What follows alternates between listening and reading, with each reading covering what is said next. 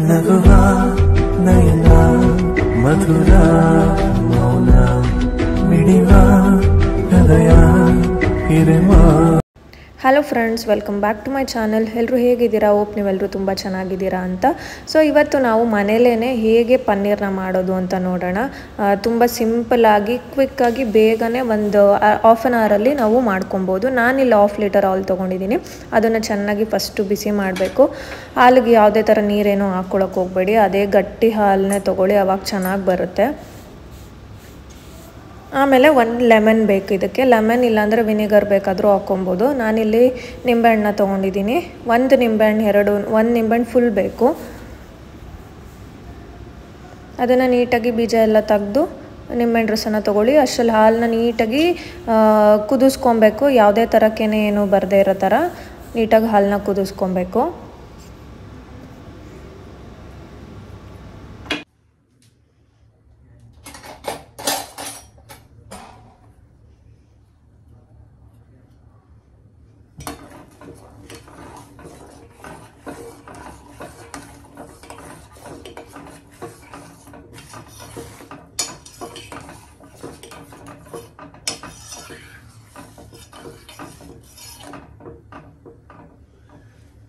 First time try ಮಾಡ್ತಿರೋದು. Let's see ಹೆಂಗೆ ಬರುತ್ತೆ, ನನಗೂ ಗೊತ್ತಿಲ್ಲ.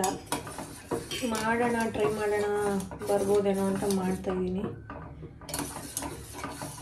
ಹಾಲಲ್ಲಿ ನೊರೆ ಅಂದರೆ ಕೆನೆ ಅಂತ ನಾವೇನು ಹೇಳ್ತೀವಿ ಅದು ಬರಬಾರ್ದು.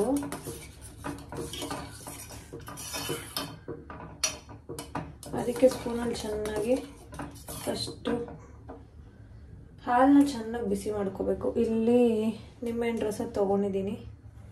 ನೋಡೋಣ ಹೆಂಗೆ ಬರುತ್ತೆ ಅಂತ ಗೊತ್ತಿಲ್ಲ.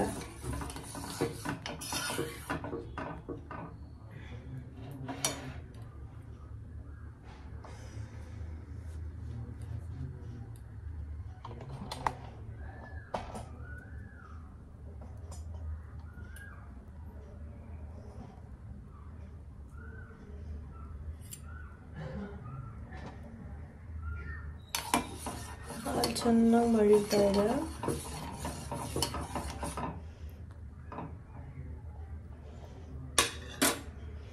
ನಿಂಬೆಹಣ್ಣು ರಸ ತೊಗೊಂಡಿದ್ದೀನಿ.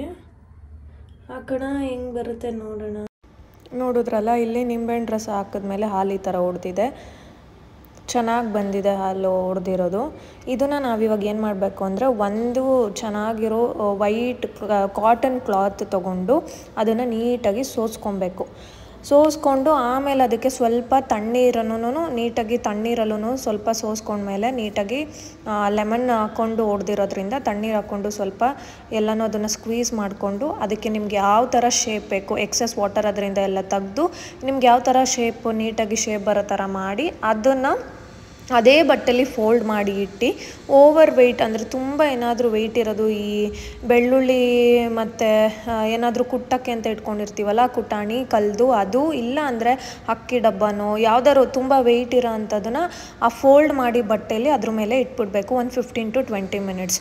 ಸೊ 15 to 20 ಮಿನಿಟ್ಸ್ ಆದಮೇಲೆ ನೀವೇ ನೋಡಿ, ನಾನಿಲ್ಲಿ ತೋರಿಸ್ತೀನಿ ಎಷ್ಟು ಚೆನ್ನಾಗಿ ಬಂದಿತ್ತು ಅಂದರೆ ಪನ್ನೀರು. ನಾನು ಕೂಡ ಫಸ್ಟ್ ಟೈಮೇ ಮಾಡಿದ್ದು, ಸಖತ್ತಾಗಿ ಬಂದಿತ್ತು. ಬಟ್ 1/2 ಲೀಟರ್ ಏನಾದ್ರು ನಾವು ತೊಗೊಂಡ್ರೆ ಸ್ವಲ್ಪ ಕಡಿಮೆನೇ ಬರುತ್ತೆ. ಅಂದರೆ 1 ಟೈಮ್ ಯೂಸ್ ಮಾಡ್ಬೋದು. ನೀವೇನಾದರೂ ಪಲಾವ್ಗೆ ಅಥವಾ ಏನಕ್ಕಾದ್ರೂ ಹಾಕ್ಕೊಳಕ್ಕೆ ಯೂಸ್ ಮಾಡ್ಬೋದು ಅಷ್ಟೇ. ಬಟ್ ನೀವು 1 ಲೀಟರ್ ಹಾಲು ಅಥವಾ ಜಾಸ್ತಿ ಏನಾದರೂ ಮಾಡ್ಕೊತೀನಿ ಒಂದೇ ಸತಿ ಇಟ್ಕೊಂಡು ಯೂಸ್ ಮಾಡ್ಬೋದಲ್ವ, ಫ್ರಿಜ್ಜಲ್ಲಿ ಇಟ್ಕೊಂಡು ಯೂಸ್ ಮಾಡ್ಬೋದು. ಸೊ 1 ಲೀಟರ್ ಅಥವಾ 2 ಲೀಟರ್ಸ್ ಹಾಲು ತೊಗೊಂಡು ಮಾಡಿಕೊಂಡ್ರೆ ಇನ್ನೂ ಜಾಸ್ತಿ ಬರುತ್ತೆ. ಬಟ್ ಚೆನ್ನಾಗಿ ಬಂತು, ಚೆನ್ನಾಗೂ ಇತ್ತು ಟೇಸ್ಟು. ನಾನು ಬೆಳಗ್ಗೆ ಕೂಡ ಪಲಾವ್ಗೂ ಕೂಡ ಇದನ್ನು ಯೂಸ್ ಮಾಡ್ಕೊಂಡಿದ್ದೆ, ಚೆನ್ನಾಗೂ ಇತ್ತು. ಸೊ ನೀವು ಒಂದು ಸತಿ ಟ್ರೈ ಮಾಡಿ.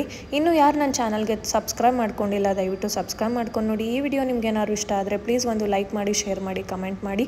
Thank you for watching. ಇದೇ ಥರ ಇನ್ನೊಂದು ಇಂಟ್ರೆಸ್ಟಿಂಗ್ ಮತ್ತು ಯೂಸ್ಫುಲ್ ವಿಡಿಯೋ ಜೊತೆಗೆ ನೆಕ್ಸ್ಟ್ ಸಿಗ್ತೀನಿ. ಅಲ್ಲಿವರೆಗೂ take care, lots of love. Thank you for watching.